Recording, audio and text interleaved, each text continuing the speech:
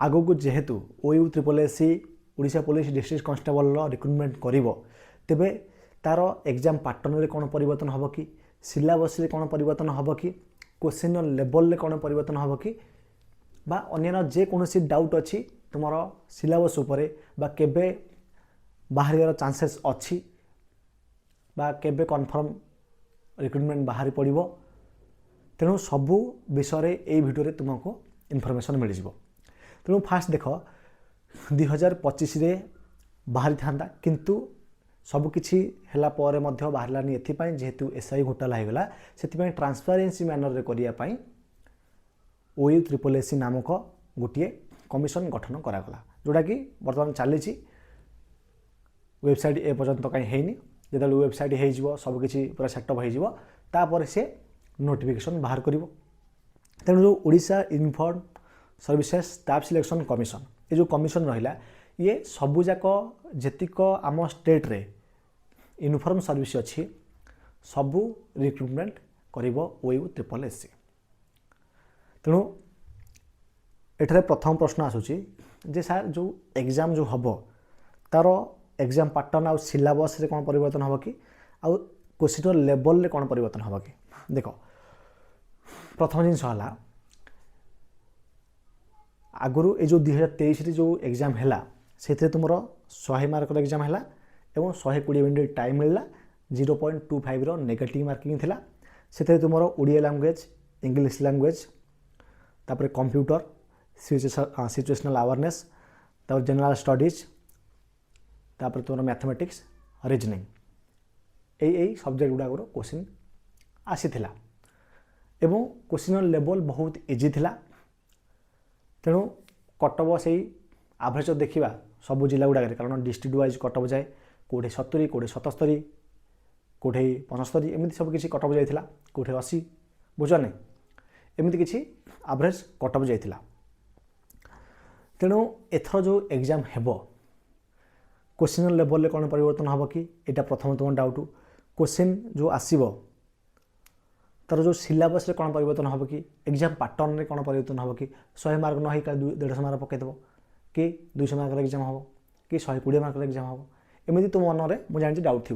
तेणु से जिनसा मुझे कंप्लीट भाव में क्लीयर करदे चाहूँगी जितेबाला OU ट्रिपल एससी पूरा कंप्लीट भाव में गठन हो जिते कार्यकारी माने चलो जिते तार नोटिफिकेशन बाहर कर गैजेट बाहर कर उल्लेख करदेव जे डिस्ट्रिक्ट पुलिस कांस्टेबल रे यही जिनस गुड़ाक चेंज है कि एग्जाम पैटर्न चेंज है कि चेंज है से सेम एग्जाम पैटर्न चलो से सब पूरा डिटेल नोटिफिकेशन में उल्लेख करदेव।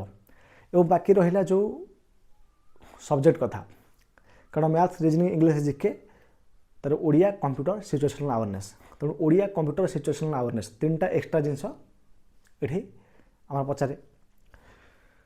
तेणु एठारे एमती भी पारे maths reasoning English GK Odia पचारे कंप्यूटर पचारे कन्फर्म पचार एवं मत लगुच जे यही 6टा सब्जेक्ट जो कन्फर्म पचार ता सहित गोटे सब्जेक्ट रोचे तुम जो सिचुएशनल अवेयरनेस यहाँ पचार चांसेस एपाई रोचे तुम जानते हो कि डिफेन्स एग्जाम रे सिचुएशनल अवेयरनेस पचारि थाए तेणु पचार भविष्य में चांस रोचे बुझला न पचारे भी किसी असुविधा ना कि पचार चांस रोचे पचारे भी सिचुएशनल अवेयरनेस ताप किसी स्पेशलाइज पाठ पढ़े किसी आवश्यकता ना जदि गोटे नॉर्मल पिला जार जी बुझीपारे सब जिन जी क्वेश्चन की पढ़ी बुझीपारे जब कमन सेन्स अच्छी सी निश्चित भाव में ऑप्शन गुड़ा देखिए जे एलिमिनेट करके जे यही ऑप्शनटा पर्टिकुलर आंसर हो बोली से कहीदेव जहाँकि मुझे अलरेडी पूर्व तुमको बुझे सिचुएशनल अवेयरनेस क्वेश्चन गुड़ाक एक्सट्रा किसी प्रिपेरेसन हबार दरकार ना।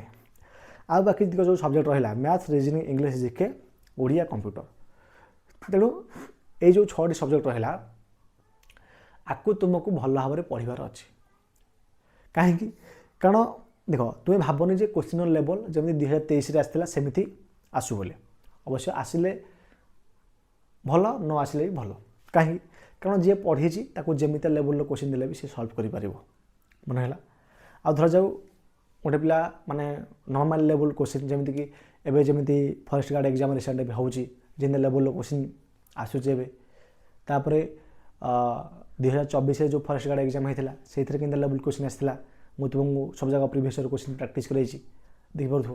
ତେଣୁ ସେଇ ଲେବୁଲ୍ର ଯଦି ପକାଇବ ବହୁତ ବଢ଼ିଆ ହେବ, ଲେବୁଲ୍ क्वेश्चन ଭଳିଆ ତୁମକୁ ଲାଗିବ।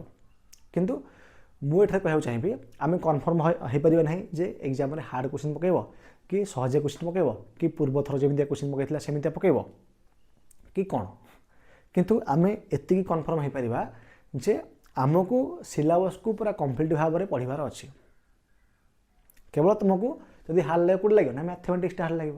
ତେଣୁ ମ୍ୟାଥମେଟିକ୍ସ ତେଣୁ ଟାଇପ୍ ୱାଇଜ୍ ପୁରା ଭଲ ଭାବରେ ପଢ଼ିଦିଅ, ସବୁ ଟାଇପ୍ର क्वेश्चन ଗୁଡ଼ାକୁ ପ୍ରାକ୍ଟିସ୍ କରିଦିଅ, ତୁମକୁ ହାର୍ଡ଼ ଲାଗିବନି। ଏବଂ ଷ୍ଟେଟ୍ ଗଭର୍ଣ୍ଣମେଣ୍ଟର ଯେତିକି क्वेश्चन ଆସୁଛି ସବୁ ଜାଗା କନସେପ୍ଚୁଆଲ୍ ଆସୁଛି। ଆଉ ଏବେ क्वेश्चन ଗୁଡ଼ାକ କାଲକୁଲେଟିଭ୍ ପକାଇଲାଣି। ତୁମେ ଫରେଷ୍ଟ ଗାର୍ଡ଼ ଦେଖ କି ତୁମେ RI ଏକ୍ଜାମ୍ ଦେଖ 2025 ପ୍ରିଲିମ୍ର କି ରିସେଣ୍ଟଲି ଯାହା ବି ଏକ୍ଜାମ୍ ହେଉଛି ଦେଖ। OSSC CGL ଏକ୍ଜାମ୍ ହେଲା କିଛି ଫ୍ରିକ୍ୱେନ୍ସି ବେସ୍ଡ क्वेश्चन ପକାଇଥିଲା, ଲାଙ୍ଗୁଏଜ୍ ଟିକେ ହାର୍ଡ଼ କରି ପକାଇଥିଲା। ତେଣୁ ଭଲ ଲେବୁଲ୍ର क्वेश्चन ଆଜିକାଲି ଆସୁଛି। ତେଣୁ ଆମେ ଏକ୍ସପେକ୍ଟ କରିପାରିବା ଯେ ଭଲ ଲେବୁଲ୍ର क्वेश्चन ଡିଷ୍ଟ୍ରିକ୍ଟ ପୁଲିସରେ ପକାଇବ ବୋଲି। ଯଦି ନ ପକାଇଲେ ସେଇଟା ଅଲଗା କଥା, ଆମେ କହିପାରିବାନି କନଫର୍ମ। କିନ୍ତୁ ଯେହେତୁ ନୂଆ କମିଶନ ହେବ ତେଣୁ ଆମେ ସବୁଯାକ ଏକ୍ଜାମ୍କୁ ଯଦି ଆମେ ଓଭରାଲ୍ ଦେଖିବା ତାହେଲେ ଏଇ ଏକ୍ଜାମ୍ରେ ବି ଭଲ क्वेश्चन ଆସିବାର ସମ୍ଭାବନା ରହୁଛି। ବୁଝିଲା? ସେଥିପାଇଁ ତୁମକୁ ଭଲ ଭାବେ ପ୍ରିପେୟାର ହେବାର ଅଛି। ଯେମିତିକି ଧରାଯାଉ क्वेश्चन ଲେବୁଲ୍ ମନେକର ଏଇ ଯାଏଁ ଥିଲା, ମନେକର ଏଇ ଯାଏଁ क्वेश्चन ଲେବୁଲ୍ ପଢ଼ୁଥିଲା, ତାହେଲେ ତୁମେ ଯଦି ଏଇ ଯାଏଁ क्वेश्चन ଲେବୁଲ୍ ପଢ଼ି ଯାଉଛ କି ଏଇ ଯାଏଁ ପଢ଼ି ଯାଉଛ ସେଥିରେ କିଛି ଖରାପ ନାହିଁ ନା। ଯଦି ଏମିତି ଏଇ ଲେବୁଲ୍ର क्वेश्चन ପକାଇବ ତୁମକୁ ଆରାମସେ ଆସିବ, କାରଣ ତୁମେ ଏଇ ଲେବୁଲ୍ ପର୍ଯ୍ୟନ୍ତ ପଢ଼ି ଯାଇଛ। ବୁଝିବାର ନାହିଁ? ତେଣୁ ଟେନସନ୍ ନେବାର ନାହିଁ। ସେଥିପାଇଁ ଭଲ ଭାବରେ ପଢ଼, ଏବେଠାରୁ ପଢ଼ ଯେଉଁମାନେ ପଢ଼ିନ। ଆଉ ତୁମେ ଯେଉଁ ୱେଟ୍ କରିଛ ନୋଟିଫିକେସନ୍ ପାଇଁ, ନୋଟିଫିକେସନ୍ ଆସିବ, ଏକ୍ଜାମ୍ ହେଇଯିବ, ଫିଜିକାଲ୍ ହେଇଯିବ, ସିଲେକ୍ସନ୍ ହେଇଯିବ, ପିଲା ଚାକିରି ପାଇବେ, ଟ୍ରେନିଂ ଯିବେ, ଟ୍ରେନିଂ ସାରିକି ଡ୍ୟୁଟି କରୁଥିବେ। କିନ୍ତୁ ଯେଉଁମାନେ ପାଠ ପଢ଼ିନଥିବ ସେମାନେ ସେମିତି ଘରେ ବସିଥିବ, ଟେନସନ୍ ହେଉଥିବ ଯେ କାହିଁକି ପଢ଼ିଲେନି। କିନ୍ତୁ ସବୁଠାରୁ ବେଷ୍ଟ ଜିନିଷ କ'ଣ ଜାଣିଛ ନାହିଁ, ଯେଉଁ ପିଲା ଆଗ ସିଲେକ୍ସନ୍ ପାଉଛି ତା ପାଖରେ ଗୋଟେ ମୁଖ୍ୟ ଜିନିଷ ହେଉଛି